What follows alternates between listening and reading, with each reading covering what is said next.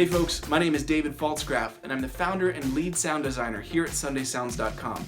We're really excited to be able to provide you with high-quality, song-specific MainStage patches for today's most popular modern worship songs. Using our MainStage patches, you can nail these songs live, even if you're not using backing tracks and you're the only keyboard player. The great thing about all our MainStage patches is that you don't need any expensive third-party plugins or software. You just need MainStage 3 running on any modern Mac computer, and you can use these patches live. We've designed this patch at the original tempo and in the original key of the song, but there's a video tutorial on the product page that you can check out after you've purchased the patch if you need to do the song in a different key or at a different tempo than the original. To make things even easier for you, we've pre-mapped this patch to our Sunday Keys MainStage template. So if you have Sunday Keys, you can just drag and drop this patch right into your concert, and it will be pre-mapped to the extra section. There's no setup work or mapping required. Just drag it in, you're ready to play. Now I'm going to hand this over to Ryan, who's going to walk you through the various sections of the patch to teach you how to use it to nail this song live. Let's take a look. Hey everyone, Ryan from Sunday Sounds here. Let's go ahead and take a look at our MainStage patch for "Oh Praise the Name" by Hillsong Worship. Now, this song is very chord-based, and so what I mean by that is instead of playing a lot of lead parts, we're going to be playing mostly whole note chords. There's really 4 chords to this song. We've got a C, G, A minor, and F.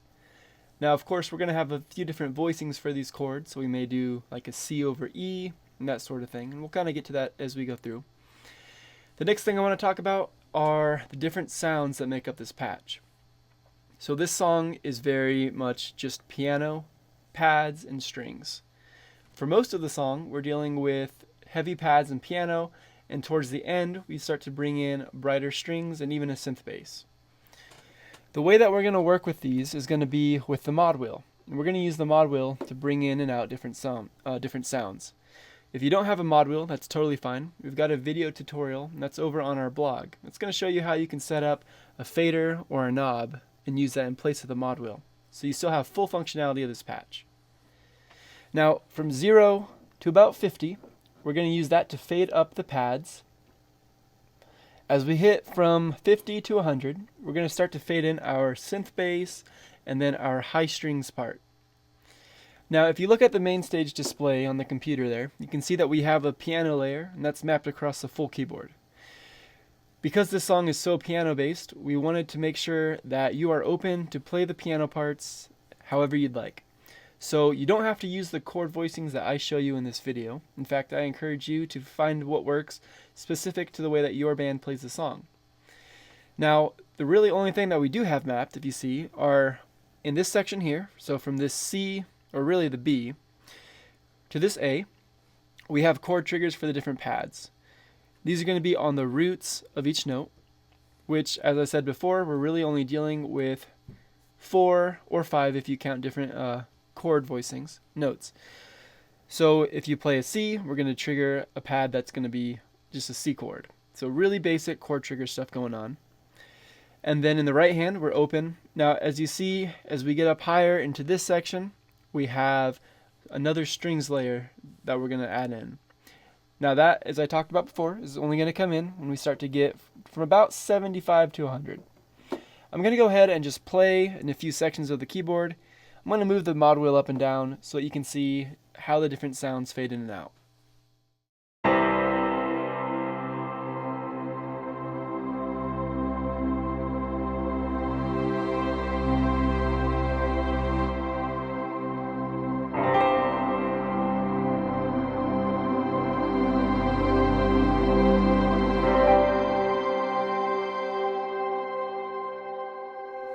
And so if anything else, I just want you to know where the different mod wheel positions, how that works for the song, and then the different chords that we're going to use, and that we're playing in this area in our left hand so that we hit those chord triggers and then open up in the right hand.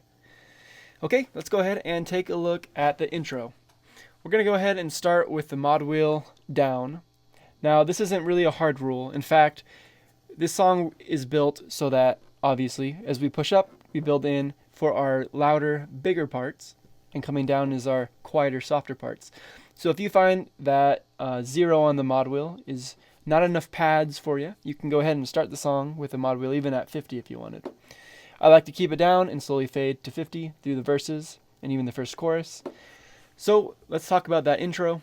That is just going to be a C major 7 over an E, and then an F over C chord. Now for that F over C, I actually just like to play an F. My chord chart says F over C. So go ahead and play it how it works for your band.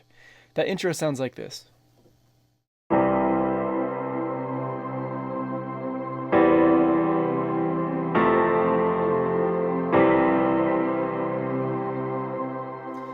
We're just going to repeat that until the singing comes in for the verse. Chords I'm using is, so for my C, octave in the left hand.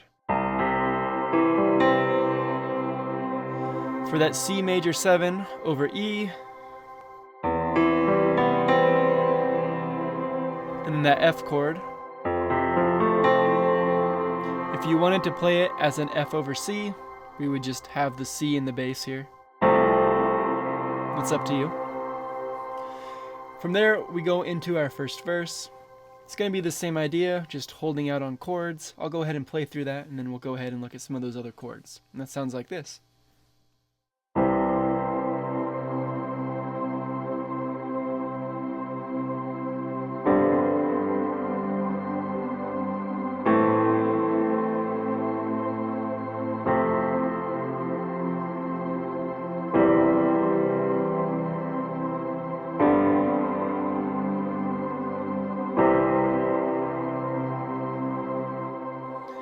And that's actually going to be the chord progression for all of our verses. Now, you can see that I started out with a C, same way I played it in the intro. Different chords are, we're going to have a G, so I'm going to have a G and a D in the left hand. G, B, and C in the right. A minor. And then at one point, whenever we say his hands, his feet, so right on feet, I like to do a C over E. Of course, my chord chart says C, so I could play it that way. Once again, play these voicings in the way that your band plays the song. From there, we move into verse 2. It's going to be the exact same as verse 1. Now, if you want, you can start to fade the mod wheel up to bring in some of the pad sound.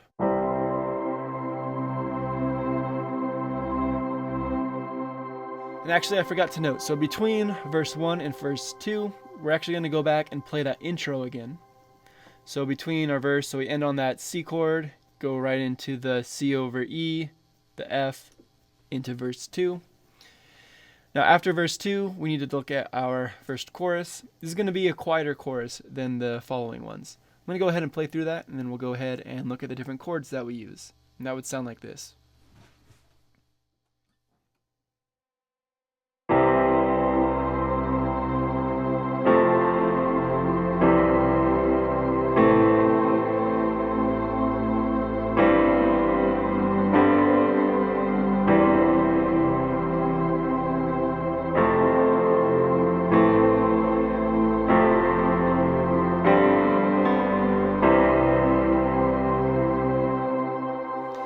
Now I'm playing through at a faster tempo than what we would normally do, and that's just because these are just diamond chords where we're just holding them out, and I want to make this video as brief as possible. Basically, we're doing the same voicings as we did in the verse, with the exception of for our G, we're going to actually play that in two parts. So we start it with a C at the top, and then move that down to the B. So for, we say Lord, our God on the C. We're going to go ahead and go from there into that instrumental again, back into the third verse. Now, the next part we need to look at is our bigger choruses. So for that, we're going to start to open up the mod wheel. We can go ahead and even push to 100 if you want it really big.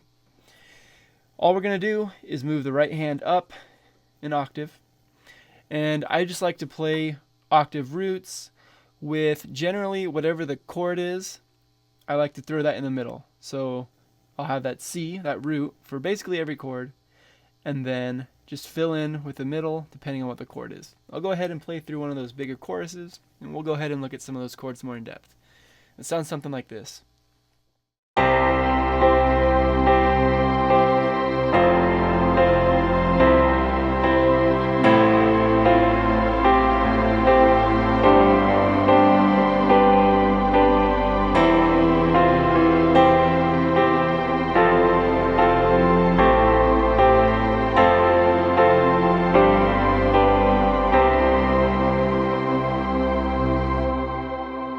And so, once again, octaves. Now, if you notice on the G,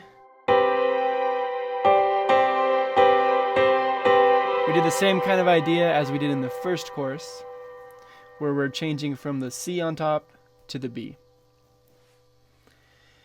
Now, in the left hand, depending on how many keys you have, this is going to work for a 61 key keyboard. But if you have 88 keys, sometimes it's nice to take it down the octave for that C, maybe the C over E and the F. And that's totally up to you. Now, the next and the last part that we need to look at is our instrumental. This is really just an instrumental chorus, or you can even think of it as almost a bridge. It's going to be the exact same notes as our chorus, but we're going to drop down really low. And so you can actually just play it the exact same way that we just played, maybe just do whole notes instead of eighths. I'm going to show you just another voicing. I'll actually show you a couple ideas, and that would just be something like this.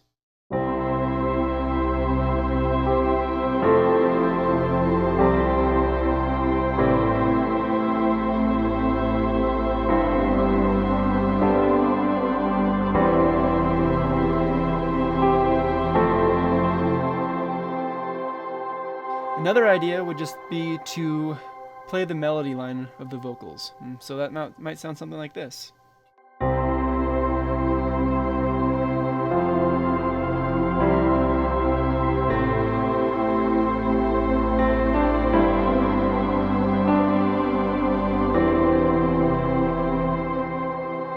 Or you could even just play maybe root in the fifth and just keep that going.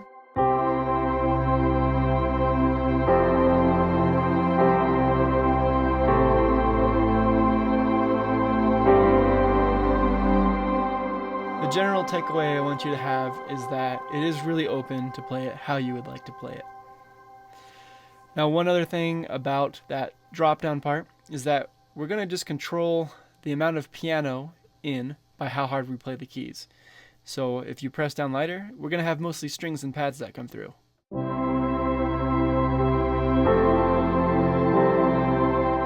I like to do that, and then as we build, come in harder on the piano. And so you can just kind of note that throughout the whole song. Now, another part where you might want to pull back on the piano is during that fourth verse. So that might sound something like this. When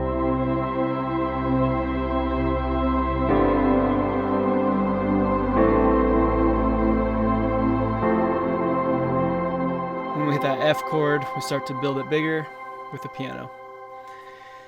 And so that's really it on this song. There's not really all that much to talk about other than get a chord chart, learn your chords, and play it the way that your band is going to play it.